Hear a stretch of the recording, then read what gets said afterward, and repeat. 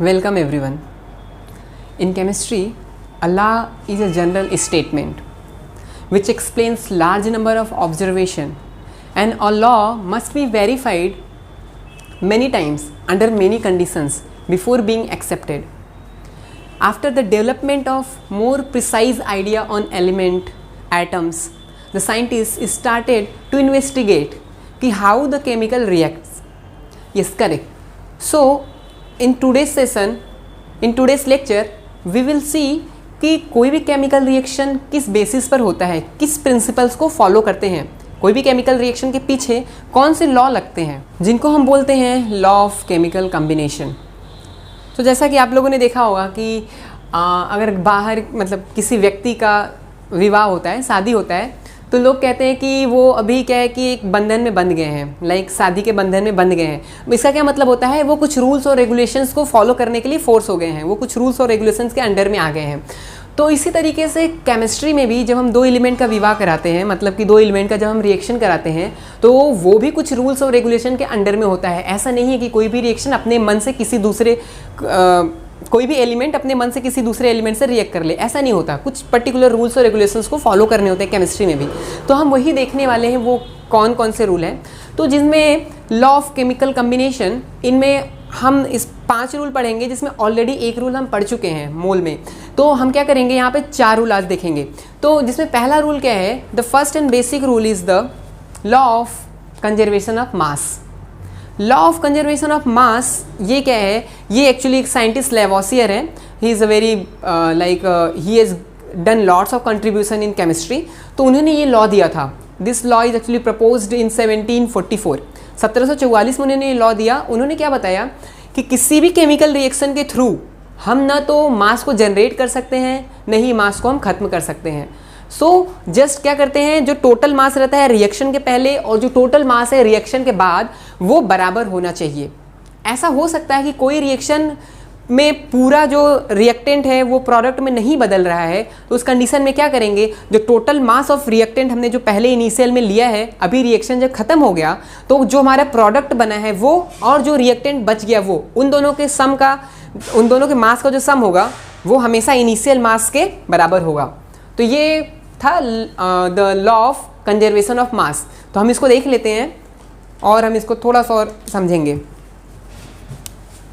जिसमें मैंने आपको क्या बताया, पहला लॉ क्या है, लॉ ऑफ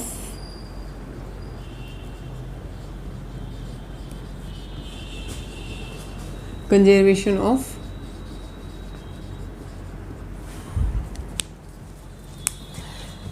देखिए बच्चों, जैसा कि मैंने आपको बताया, कोई भी केमिकल रिएक्शन हो रहा है तो उसमें इनिशियल हमने जितना मास लिया है और केमिकल रिएक्शन कंप्लीट होने के बाद जो टोटल मास रहेगा वो बराबर रहेगा.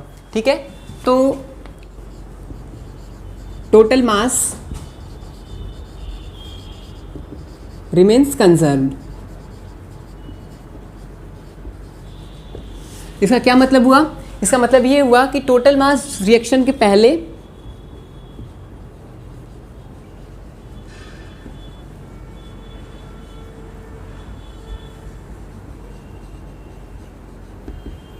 या उसको आप बोल सकते हैं total mass of the reactants, like the ABC हमने 3 रिएक्टेंट अगर लिए हैं तो उन सबके मास को अगर सम करेंगे तो वो, और ये क्या आएगा, टोटल मास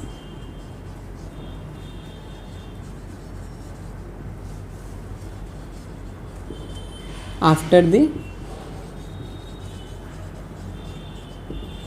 रिएक्शन. ये जो total mass after the reaction है, अगर रिएक्शन 100% हो गया है तो ये जो मास होगा, ये प्रोडक्ट अगर एक से ज़्यादा बने हैं तो उनके मास के सम के बराबर होगा. अदरवाइज अगर रिएक्शन 100% नहीं कंप्लीट होता है तो उस कंडीशन में यहाँ पर 2 चीज़ें आ जाएंगी. पहला चीज़ जो रहेगा, मास ऑफ प्रोडक्ट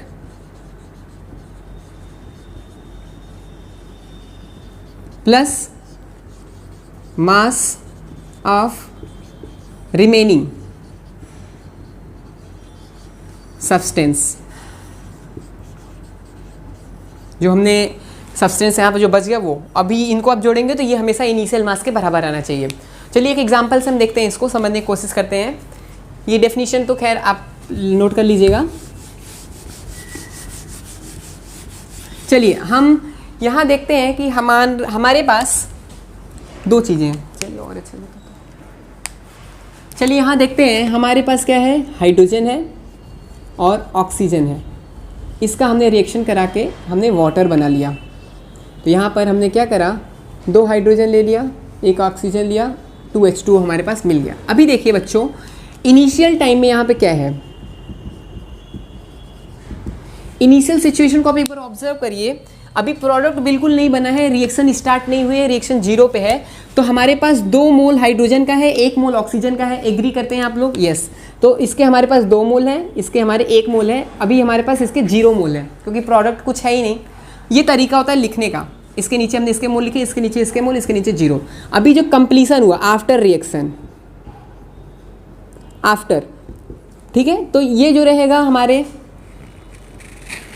हमारा 2H2 अगर 100% बना है, 2 मोल H2O का बना है, ठीक है, तो ये क्या होगा, ये पूरे तरीके से पूरे तरीके से यूटिलाइज हो जाएगा, रिएक्ट कर लेगा H2O बनाने के लिए। अभी बच्चों आप जरा से देखिए, जो टोटल मास हम बोल रहे हैं, यहाँ पर रिएक्शन के पहले हमारे पास टोटल मास कितना है। अभी हम इसकी बात करते हैं। 1 मोल, हमारे पास ये 2 मोल है ना, तो 2 मोल H2 का जरा सा आप मुझको बताइए वेट कितना होगा या मास कितना होगा।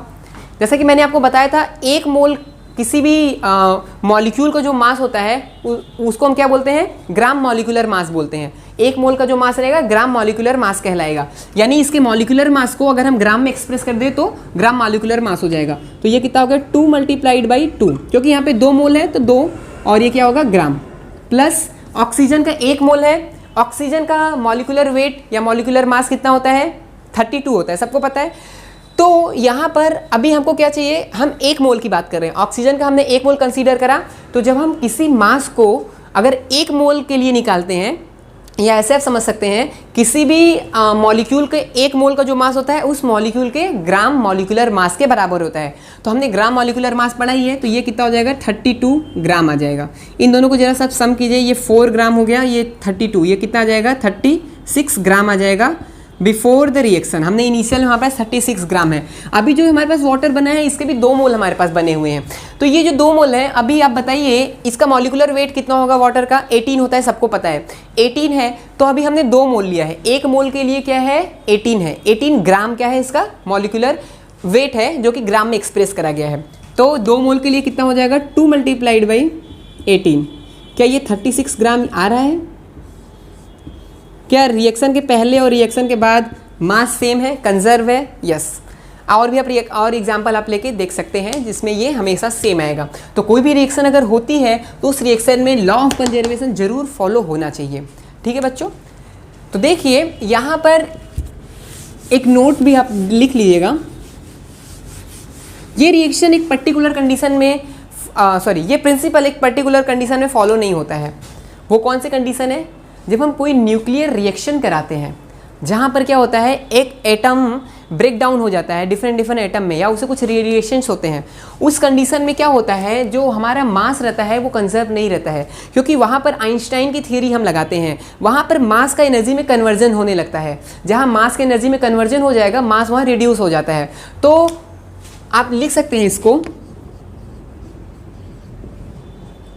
पहला लिख सकते हैं कि in the case of nuclear reaction, ऐसा लिखे, दिस विल नॉट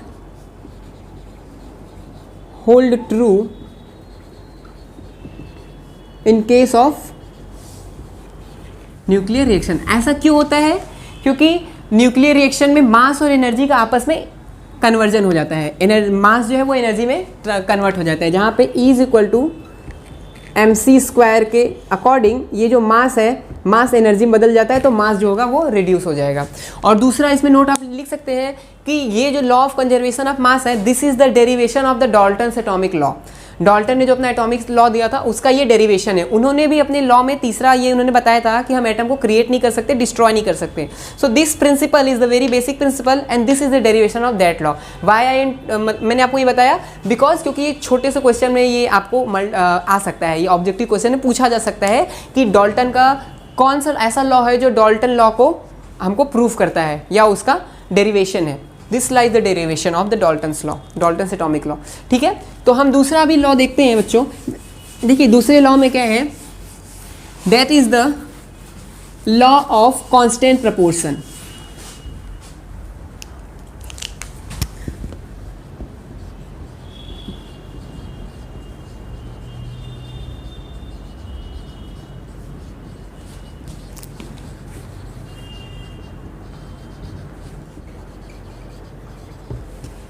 बच्चों देखिए, लॉ ऑफ कांस्टेंट प्रोपोर्शन क्या कहता है? ये बोलता है कि कोई भी केमिकल कंपाउंड हमारे पास है, वो केमिकल कंपाउंड का जो कंपोजिशन होता है, उसमें जो केमिकल कंपोजिशन है वो हमेशा फिक्स रहता है, वो कांस्टेंट रहता है। कांस्टेंट प्रोपोर्शन, कांस्टेंट प्रोपोर्शन का क्या मतलब है? उसमें जितने भी एलिमेंट जिस जिस प्रोपोर्शन में है वो हमेशा फिक्स रहेगा। इसका क्या मतलब हुआ कि अगर हम उस केमिकल कंपाउंड को किसी भी मेथड से बनाएं, केमिकल कंपाउंड को किसी भी सोर्स से अगर हम लें, हमेशा उनके जो एलिमेंट है, उनका जो कंपोजिशन है वो हमेशा सेम रहेगा। क्या मतलब है इसका? देखिए, अगर मैं आपको एक एग्जांपल लेके दिखाता हूँ। हमने चलिए लिया H2O ले लिया, H2O लिया। अभी इस H2O में हाइड्रोजन का जो मोलर रेशियो है, दिस इज द 2:1। यहाँ पे 2 हाइड्रोजन के एटम है, 1 ऑक्सीजन के एटम है, तो इनका केमिकल कंपोजिशन क्या होगा? 2:1 होगा। 2:1 के रेशियो में ये कंबाइन है। तो अभी इस H2O को आप किसी भी मेथड से बनाइए, इस H2O को आप किसी भी मेथड से बनाइए, इस H2O को आप कहीं से भी लाइए, या आपके घर का वाटर हो, सी वाटर हो, रिवर का वाटर हो, ये कोई भी अगर वाटर लाइए, हमेशा ऐसा कंपोजिशन आपको यही मिलेगा। ये इंडिया का वाटर हो, अमेरिका का वाटर हो, कुछ भी हो, कहीं से भी हम कोई ये केमिकल लाते हैं, अगर H2O हम लाते हैं, इनमें जो केमिकल्स का कंपोजिशन है, जो एलिमेंट्स का कंपोजिशन है, एटम्स का जो कंपोजिशन है, वो हमेशा सेम रहेगा, कांस्टेंट रहेगा। तो ये दूसरा लॉ है, लॉ ऑफ कांस्टेंट प्रपोर्शन। ठीक है। So this law actually given by the Proust, he is also scientist. उन्होंने दिया था ये 1799 में। ठीक है। तो अभी इसके बाद क्या हुआ? इसके बाद फिर डाल्टन ने अपना एक लॉ दिया जो कि 1804 में दिया गया था। This is the law of constant proportion and Dalton has given the law of multiple proportion. अभी लॉ ऑफ मल्टीपल प्रपोर्शन क्या है हम देखते हैं। तो बच्चों देखिए, लॉ ऑफ मल्टीपल प्रोपोर्शन क्या कहता है? ये बोलता है जब हम एक एलिमेंट को का रिएक्शन किसी दूसरे एलिमेंट के डिफरेंट अमाउंट से कराते हैं। जैसे कि लेट सपोज मैंने कार्बन लिया है और ऑक्सीजन लिया है, तो कार्बन से मैंने एक बार ऑक्सीजन से कराया, एक बार इसके डिफरेंट प्रोपोर्शन मतलब O2 से करा दिया, CO बनाएगा, CO2 बनाएगा। ठीक है। तो अगर एक से ज़्यादा प्रोडक्ट ये बना रहे हैं तो यहाँ पे क्या बोल रहा है? तो which combines with the constant mass of other bear a simple ratio to one another. तो अगर ये कांस्टेंट मास से कंबाइंड हो रहा है, जैसे ये इसके कांस्टेंट मास से कंबाइंड हो रहा है, O2 से कांस्टेंट मास से कंबाइंड हो रहा है, तो ये दोनों में आपस में क्या रिलेशन होगा? इन दोनों O और O2 में हमेशा ये सिंपल रेशियो में होंगे। जैसे कि आप यहाँ निकाल के देख सकते हैं, कार्बन का कितना होता है 12 और ऑक्सीजन का कितना है यहाँ पे 16 है। ठीक है। यहाँ कार्बन है 12, यहाँ ऑक्सीजन कितना है 32 है। तो कांस्टेंट है क्या? 12। अभी ये दोनों कांस्टेंट एलिमेंट C से दोनों कंबाइन कर रहे हैं, तो इनका जो आपस में कम्बिनेशन होगा वो किस रेशियो में होगा? 16:32। ये क्या एक सिंपल रेशियो है? 1:2। सिंपल रेशियो क्या मतलब है? 1:2, 1:3, 1:1। तो जब कभी भी एक एलिमेंट किसी दूसरे एलिमेंट से कंबाइंड होकर एक से ज़्यादा अगर कंपाउंड बनाएंगे, तो जो उस कंपाउंड में जो डिफरेंट एलिमेंट या जो दूसरा एलिमेंट है, उनका आपस में जो रिलेशन होगा वो हमेशा एक सिंपल रेशियो में होगा। जैसे कि एक और आप एग्जांपल देख सकते हैं, अगर नाइट्रोजन और ऑक्सीजन का कराते हैं रिएक्शन, तो उसमें NO2 बनेगा, N2O3 बनेगा, N2O4 बनेगा, N2O5 बनेगा। उन सब में आप देखेंगे जो ऑक्सीजन का रेशियो 1:2:3:4:5 कुछ ऐसा ही आपको मिलेगा। ठीक है, correct. So after that there is one more law, that is the law of reciprocal proportion. अभी वो देखते हैं वो क्या है। तो बच्चों, लॉ ऑफ रेसिप्रोकल प्रपोर्शन में क्या होता है? हम जब किसी दो एलिमेंट का किसी एक तीसरे फिक्स्ड एलिमेंट के साथ रिएक्शन कराते हैं, तो ये जो जिस रेशियो में ये रिएक्शन होता है, अगर हम उन दोनों को A और B को आपस में अगर रिएक्शन करा दे तो सेम रेशियो में होगा। क्या मतलब है? हम इसको एग्जाम्पल के थ्रू समझते हैं। देखिए, हमने मान लीजिए लिया कार्बन लिया और हाइड्रोजन लिया, ये दो एलिमेंट लिए A और B। ठीक है। इसका रिएक्शन हम करा रहे हैं किसी थर्ड एलिमेंट जो कि फिक्स्ड एलिमेंट है C, उसको हम क्या बोल रहे हैं? हम इसका ऑक्सीजन से रिएक्शन करा रहे हैं। कार्बन का अगर हम ऑक्सीजन से रिएक्शन कराएंगे तो हमारे पास क्या मिल रहा है? CO2 बन रहा है। हाइड्रोजन को ऑक्सीजन के साथ करा रहे हैं तो H2O बन रहा है हमारे पास। ठीक है बच्चों। तो देखिए, यहाँ पर कार्बन और ऑक्सीजन में इनका रेशियो बताइए क्या है। यहाँ पर कार्बन 12 है, ये 32 है, 12:32 के रेशियो में जुड़ा हुआ है। और यहाँ पर ये हाइड्रोजन और ये क्या है 2:16 के रेशियो में ये क्या है, ये जुड़ा हुआ है। अभी देखिए अगर हम यहाँ पर इनका रिएक्शन कराते हैं, अगर यहाँ पर हम इनका रिएक्शन कराएं अगर, तो यहाँ पर क्या रहेगा, CH4 बनेगा। इसको और हम सिंप्लीफाई करेंगे तो दिस विल कम 3:8। 3:8 के रेशियो में यहाँ ये कार्बन ऑक्सीजन का रिलेशन है और यहाँ ये 1:8 के रेशियो में यहाँ पे रिलेशन है। ठीक है, अभी ये क्या बोल रहा है, अगर ये दो एलिमेंट किसी थर्ड फिक्स एलिमेंट से रिएक्शन करते हैं तो इनमें जो रिलेशन है वही रिलेशन, वही सेम रेशियो अगर ये दोनों आपस में रिएक्ट करें तो होगा। समझ में आ रहा है? ये दो डिफरेंट एलिमेंट किसी थर्ड फिक्स एलिमेंट के साथ रिएक्शन कर रहे हैं और अगर इन दोनों एलिमेंट को आपस में हम रिएक्शन कराने दोनों को, तो इनका जो रेशियो होगा वो सेम रेशियो होगा जिसमें ये दोनों इससे रिएक्ट कर रहे हुए हैं। तो यहाँ पर ये ऑक्सीजन से किस रेशियो में रिएक्ट किए हैं, 3:1। यहाँ पर कार्बन और हाइड्रोजन का रेशियो क्या आ रहा है, 3:1 आ रहा है। तो यहाँ पर आप जरा यहाँ पर देखिए CH4 के लिए, CH4 का अगर आप मोलर रेशियो निकालेंगे तो this will come 12:4, that will come 3:1। या तो ये इसका रेशियो सेम होगा या इसका मल्टीपल होगा। मल्टीपल इन द सेंस कि इनके सिंपल रेशियो होंगे 3:1, 3:2 लाइक दैट। ठीक है, ठीक है। इसके बाद एक और लॉ होता है जिसको हम बोलते हैं गैलुसेक लॉ। गैलुसेक लॉ आपको मैंने रिसेंटली भी पढ़ाया है, तो हम यहाँ पर गैलुसेक लॉ को डिस्कस नहीं करेंगे।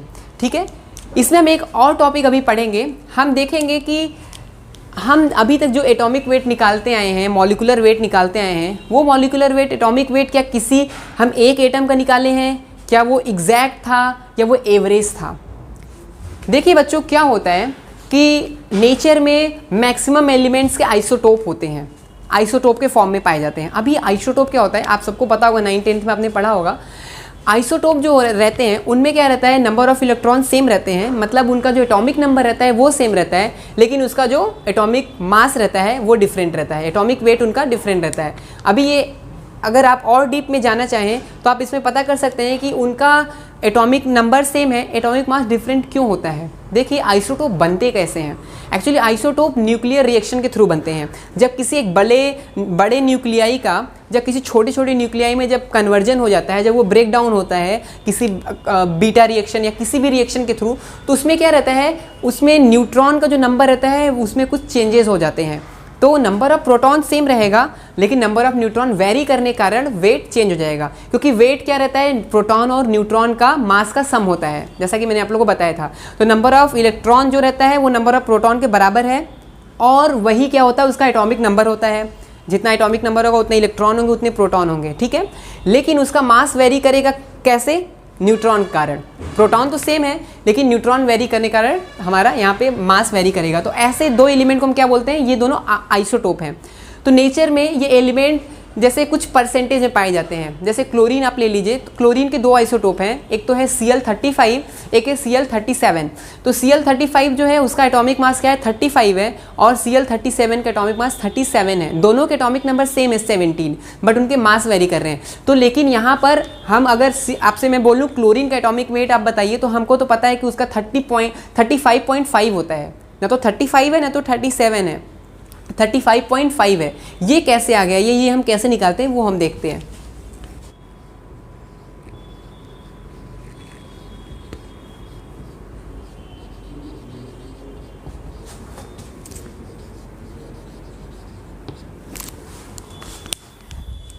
एवरेज एटॉमिक मास को शॉर्ट में हम AAM बोलते हैं, एवरेज एटॉमिक मास। हम ऐसे इसको रिप्रेजेंट करेंगे। ठीक है, एवरेज एटॉमिक मास क्या होता है, ये जितने भी आइसोटोप होते हैं उनके लिए हम ये फाइंड आउट करते हैं, उनका क्या हम एवरेज लेते हैं। लेकिन ये एवरेज नॉर्मल एवरेज नहीं होता है जैसा कि हम मैथ्स में पढ़ते हैं।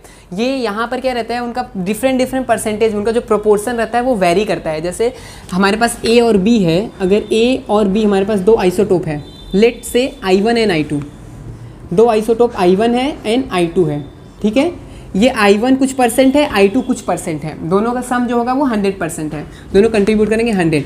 I1 I2 है, इसका जो एटॉमिक मास हमने बोला A1 बोल दिया और इसको हमने बोल दिया A2 बोल दिया, ठीक है। तो अभी हमें इस एलिमेंट I का हमको एटॉमिक मास पता करना है। तो अभी हम क्या करेंगे, इस कंडीशन में जब हमारे पास दो आइसोटोप प्रेजेंट है तो हमेशा हम एवरेज एटॉमिक मास फाइंड करेंगे। तो देखिए एवरेज एटॉमिक मास का क्या फार्मूला है। एवरेज एटॉमिक मास हम कैसे निकालते हैं, हमारे पास जितने भी आइसोटोप दिए हुए हैं हम सबका क्या करते हैं, summation percentage of I1 multiplied by A1 plus percentage of I2 multiplied by A2। तो मैं इसको जनरल लिख रहा हूँ II upon summation of percentage of II। देखो बच्चों II यहाँ पर लिखने का मतलब है I1 I2 I3, अगर 2-3 ज़्यादा दिया हो तो उसके लिए मैंने जनरल फार्मूला आपको बता दिया। तो अभी इसको सिंप्लीफाई कैसे करेंगे, इसको समझते हैं, थोड़ा ज़्यादा कोड वर्ड हो गया ये, इसको देखते हैं सिंपल करके देखते हैं। हम इसको एक एग्जांपल से समझते हैं। देखिए क्लोरीन लिया 35 जो कि 75% है, क्लोरीन 37 लिया जो कि 25% है। तो अभी हमको क्या निकालना है, एवरेज एटॉमिक मास निकालना है इनका। तो इसको अगर हम इस फॉर्मूले में लगाएं तो हमारे पास A1 कितना है, 35 है, I1 कितना दिया हुआ है, परसेंटेज ऑफ I1 75 दिया हुआ है, A2 कितना दिया हुआ है हमारे पास 37 दिया हुआ है, परसेंटेज ऑफ I2 कितना दिया हुआ है हमारे पास 25 दिया हुआ है, ठीक है। तो यहाँ से अगर हम एवरेज एटॉमिक मास निकाल लें, चलिए यहाँ बताता हूँ एवरेज एटॉमिक मास। ये एवरेज एटॉमिक मास क्या कहते हैं, summation of I1 into A1। I1 यहाँ पर क्या है 75% है, मैंने क्या रखा है 75 multiplied by A1 is 35 plus I2 क्या है मेरा 25 मल्टीप्लाइड बाई 37 अपॉन 75 प्लस 25, नीचे हमेशा 100 आएगा। आप जब इसको सॉल्व करेंगे तो ये आपका आता है 35.5, ठीक है, एवरेज एटॉमिक मास। ये चीज़ें AMU में चल रही है तो ये आपका आंसर जो रहेगा AMU में रहेगा। तो हमारा जो 35.5 आता है वो यहाँ से आता है। जैसे आप हाइड्रोजन की अगर बात करेंगे, हाइड्रोजन के 3 आइसोटोप्स होते हैं H1 H2 H3, तो उसके लिए क्या रहेगा, इसमें हम एक और ऐड कर देंगे और ऐसा डिवाइड कर देंगे, ठीक है। तो हमेशा जब आइसोटोप की बात करी जाए तो हमेशा एवरेज एटॉमिक मास की बात करते हैं। इसमें बच्चों देखो एक और भी तरीके से क्वेश्चन फ्रेम करा जाता है जो कि जनरली कॉम्पिटेटिव एग्जामिनेशन में पूछा जाता है, मेंस और एडवांस में। उसमें क्या रहता है, आपको एवरेज एटॉमिक मास दे देगा, आपसे परसेंटेज कंपोजिशन पूछ लेगा, मतलब पूछ लेगा I1 I2 को मुझे परसेंटेज बताइए, अगर इसका एटॉमिक मास दिया, इनका एवरेज एटॉमिक मास भी आपको दे दिया। तो आप इस फॉर्मूले में अगर रखेंगे, अगर मान लीजिए पहले तो आप मानेंगे 100x मानेंगे, तो एक को x माना 100 माइनस x माना, तो आपको कैलकुलेशन थोड़ा बड़ा होगा। और अगर एग्जाम आपको जल्दी करना है तो हमको थोड़ा ऑब्जर्वेशन करना पड़ेगा। तो इसके लिए मैं आपको एक छोटा सा ट्रिक बताता हूँ कि अगर ऐसे क्वेश्चन जिसमें एवरेज एटॉमिक मास ऑलरेडी दिया हुआ है, आपसे परसेंटेज ऑफ एलिमेंट्स पूछा जा रहा है, आइसोटोप के परसेंटेज निकालने हैं, उस केस में कैसे करेंगे, ठीक है।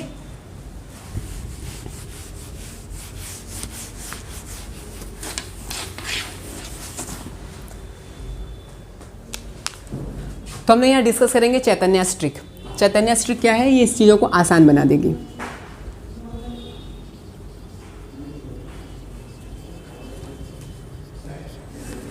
देखिए हमारे पास दो हैं I1 I2, दो आइसोटोप हैं, इनका A1 एटॉमिक मास है, इसका A2 एटॉमिक मास है, एवरेज एटॉमिक मास AAM है, ठीक है, ये हमको गिवन है। तो हम इसको एक नंबर लाइन पे देख लेते हैं कैसे जो एवरेज रहता है वो कहाँ लाई करता है।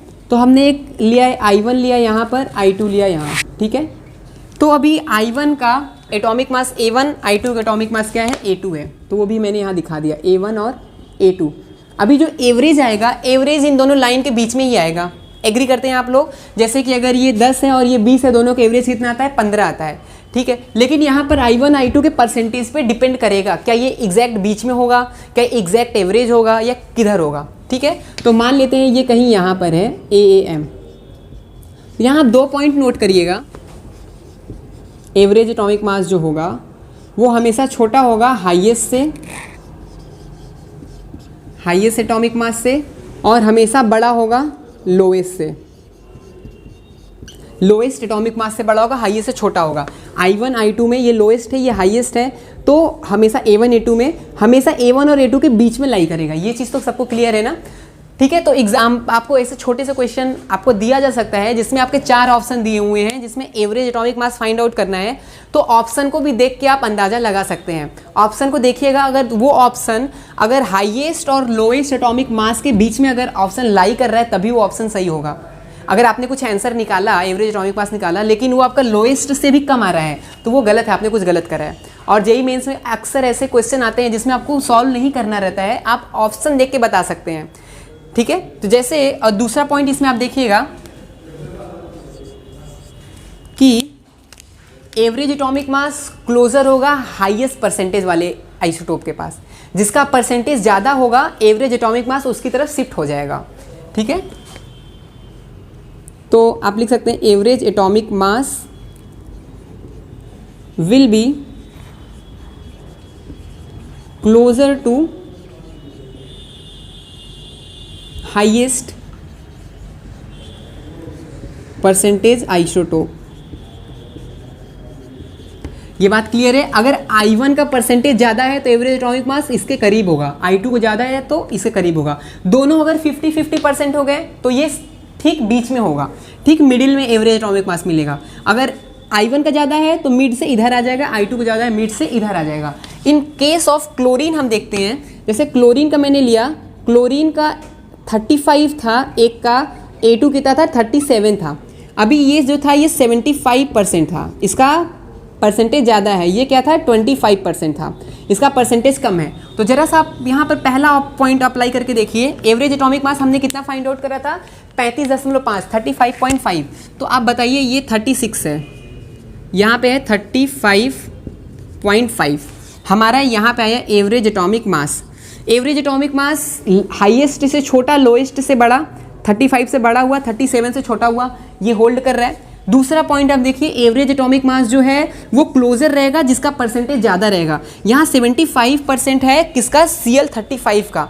तो Cl35 के क्या है, ये करीब है, समझ में आ रहा है। 36 से शिफ्ट हो गया Cl35 के साइड। तो ऐसे क्वेश्चन भी आपको मिल सकते हैं जिसमें आप बस देख के बता सकते हैं कि जिसके परसेंटेज ज़्यादा है एवरेज एटॉमिक मास उनके पास में होना चाहिए। ठीक है। इस पे हम एक क्वेश्चन भी करेंगे जो कि रिसेंटली जेईई एडवांस में क्वेश्चन पूछा गया है, अभी मैं लास्ट में आपको कराऊंगा। उसके पहले मैं चैतन्य स्टिक डिस्कस कर रहा था, उसमें हम देख लेते हैं आगे। ये दोनों पॉइंट आपने नोट कर लिया होगा, तो हम आगे देखते हैं इसमें। तो जैसा कि मैंने आपको बताया कि हम आपको एवरेज एटॉमिक मास दे दें, आपसे हम परसेंटेज कंपोजिशन पूछ लें, I1 I2 के कंपोजिशन आप बताइए। तो उस केस में क्या करेंगे, हमारे पास I1 दिया है, I2 दिया है और AMM हमको A1 दिया है, A2 दिया है, एवरेज एटॉमिक मास दिया है, I1 I2 पूछा जा रहा है। तो जब भी कभी ऐसे क्वेश्चन आते हैं तो आपको कोई चीज़ बड़े कैलकुलेशन जाने की जरूरत नहीं, हमेशा आप याद रखिए परसेंटेज ऑफ I1, और ये आगे भी मैं जब पढ़ाऊँगा तो उसमें काफ़ी जगह ये फार्मूला यूज़ होगा, चैतन्य स्ट्रिक। Percentage of I1 is equal to average atomic mass minus, बस यहाँ ध्यान दीजिएगा, I1 के लिए हम निकाल रहे हैं तो यहाँ एटॉमिक मास किसका घटाएंगे, I2 का घटाएंगे। क्या है I2 का एटॉमिक मास, A2 है। A2 क्या है, I2 का एटॉमिक मास है, अपॉन A1 माइनस A2 या A2 माइनस A1। ये मॉड है, हम चीज़ें मॉड में लेके चल रहे हैं, इसका डिफरेंस ले रहे हैं, यहाँ इसका डिफरेंस ले रहे हैं, ये चीज़ें पॉजिटिव आएंगी। बात समझ में आ रही है आपको। मैंने I1 का परसेंटेज निकाला, उसके लिए मैंने क्या घटाया, A2 घटाया, नीचे सेम है। इसी तरीके से अगर मैं आपको बोलूँ यहाँ परसेंटेज निकाल रहे हैं तो दिस विल बी 100, इतना ये परसेंटेज अभी आएगा। अगर ये चीज़ परसेंटेज I2 में आपसे पूछूं वो क्या रहेगा, एवरेज एटॉमिक मास माइनस, अभी हम I2 के लिए निकाल रहे हैं तो यहाँ A2 लिखेंगे, जी नहीं, यहाँ क्या लिखेंगे, A1 लिखेंगे। ये क्या आएगा, A1। और नीचे क्या रहेगा बच्चों, तो सेम ही रहेगा, A1 माइनस A2 बोलो या A2 माइनस A1 बोलो। ये डिफरेंस हम ले रहे हैं, जो कि वैल्यू मॉड में ले रहे हैं तो वैल्यू पॉजिटिव आएगी, ये एक डिफरेंस है। ठीक है, सब्सट्रैक्शन नहीं है। तो ये हमने बताया आपको। अभी हम इस पर एक छोटा सा क्वेश्चन करके देख लेते हैं कि ये कैसे पूछ रहे, तो ये मतलब क्या है, कहाँ एप्लीकेबल है। जैसे कि मैं आपको बोलता हूँ एवरेज एटॉमिक मास आपको मैंने दे दिया, दिस इज़ द 50, ठीक है, और मैंने आपको दिया A1 दे दिया, A1 इज़ 40, ठीक है, A2 मैंने आपको दे दिया, A2 इज इक्वल टू 70। अभी आप देखो A1 A2 आपको 40 और 70 मिल गया। अभी आपसे पूछा जा रहा है I1 और I2 का परसेंटेज कंपोजिशन बताइए कि I1 कितने परसेंट होगा, I2 कितने परसेंट होगा। इसके दो आइसोटोप हैं, उन आइसोटोप का परसेंटेज बताइए। तो देखो बच्चों, अगर आपको I1 निकालना है तो I1 सिंपली आप क्या निकालोगे, एवरेज एटॉमिक मास आपके पास 50 दिया हुआ है, ठीक है। अभी आप क्या करोगे, उसमें से I1 के मास को माइनस करोगे कि I2 के? I2 के। I2 कितना है? -70। नीचे इनका डिफरेंस कितना आएगा? 40 माइनस 70, दैट विल बी, अगर आप इसको सॉल्व, ये 100 होगा, यहाँ भी 100 है, मल्टीप्लाइड बाई 100। अगर आप इसको सॉल्व करोगे तो ऊपर 20 आएगा, नीचे कितना आएगा? 30। तो 2/3 multiplied by 100, this will come 66% या 66.7% अप्रॉक्स। I2 अगर आप निकालो, I2 क्या आएगा? 100 माइनस सेम घटा दो, या इस फार्मूले से भी आप लगा लोगे। I2 के लिए हम क्या रखेंगे? एवरेज एटॉमिक मास 50 माइनस 70 की जगह क्या रहेगा? यहाँ 40 रहेगा। I2 का निकाल रहे हैं तो A1 का रखेंगे, नीचे डिफरेंस 30 आएगा। दिस विल कम 1/3 इंटू 100, यहाँ मल्टीप्लाइड 100 है, तो दिस विल कम 33.3%। ठीक है, बात समझ में आया आप लोग को? हमने यहाँ पर दोनों का परसेंटेज कंपोजिशन निकालना था, हमने देख लिया कैसे रहेगा। अभी लेकिन देखो, ये क्वेश्चन सॉल्व करने से पहले थोड़ा सा और चीज़ें हम देख सकते थे। अगर आप इसको एक नंबर लाइन पे ड्रॉ करो तो यहाँ पर आप दोनों A1 और A2 को रिप्रेजेंट कर दो। This is the 40, this is the 70। ठीक है, अभी आपको एवरेज एटॉमिक मास 50 दिया हुआ है, इसका क्या मतलब है? ये कहीं यहाँ पे होगा 50। ठीक है, अभी आप इसका अगर 50-50% मानो कि I1 I2 अगर 50% है तो ये क्या मिड में लाई करता? ये क्या आता है? 55 आता। ठीक है, इसका क्लियर है? तो लेकिन ये क्या है? 55 से कम है, शिफ्ट हो गया किधर? 40 की तरफ। तो हमेशा क्या होगा? हमेशा I1 जो है, यानी जो 40 का जो परसेंटेज रहेगा, 70 मतलब जो दूसरा I2 है उसके परसेंटेज से ज़्यादा होगा। वो भी आप देख सकते हो, ये 66% है, ये क्या है? 33% है। ये बात क्लियर हुआ सबको? ठीक है, तो एक क्वेश्चन जैसा कि मैं बता रहा था, इस पे हम जेईई एडवांस का देखेंगे, तो वो आप लोग अभी सॉल्व करिएगा। बच्चों देखो, ये क्वेश्चन जेईई एडवांस 2009 का है। इसमें क्या पूछा गया है? आपको यहाँ पर 3 आइसोटोप दिया हुआ है। अभी हमने सॉल्व करा 2 आइसोटोप के लिए, 3 आइसोटोप का परसेंटेज भी दिया है, 5%, 90% एंड 5%।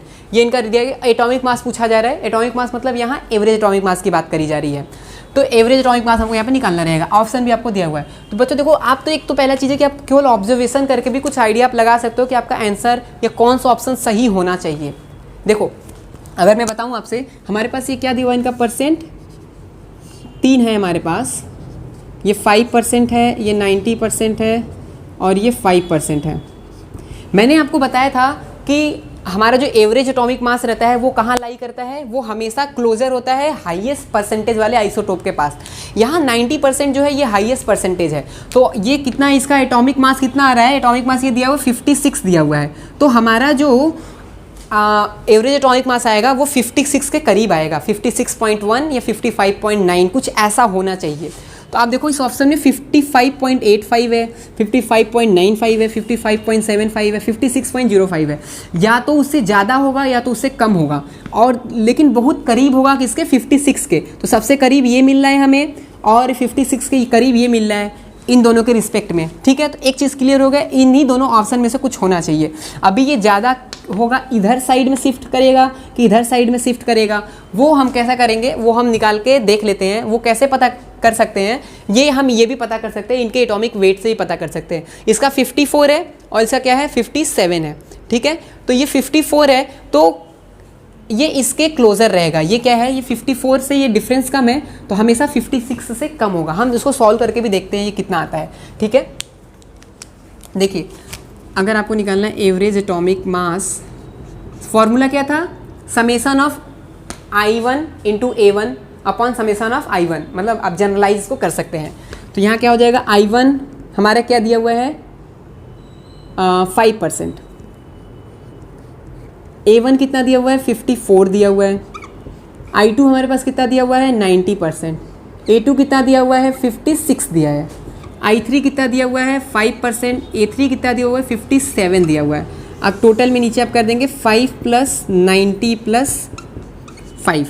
ठीक है, अभी इसको आप सॉल्व करिएगा, मल्टीप्लाइड बाई,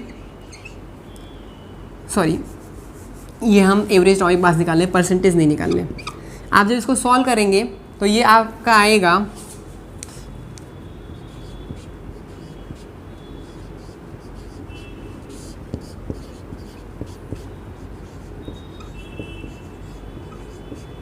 दिस इज कल 55.95 U। ये देखो 56 के सबसे करीब है। ठीक है।